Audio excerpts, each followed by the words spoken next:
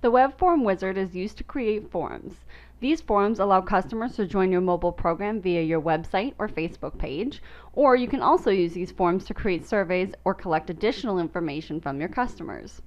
To create a form, simply click on Create New Form, then name your form, and select one of the templates provided. Then click on Create. In the Select Data Fields section, you will select any data fields you wish to collect from your customers. You can also make these required, however the mobile phone field will always be a requirement.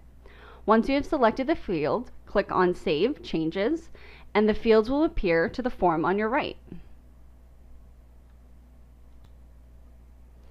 The Design Your Form section allows you to fully customize the look of your form. The header and footer sections allow you to add a logo and edit the text, color, and alignment. The form labels and field sections allow you to adjust the size and look of the data fields. The Submit button allows you to redirect customers back to your site once the customer has filled out the form, and the Background section allows you to adjust the size and color of the form you are using. Finally, the Select Mobile Campaign section allows you to connect your form to a keyword or multiple keywords of your choice. Click on Save Changes and your web widget is complete.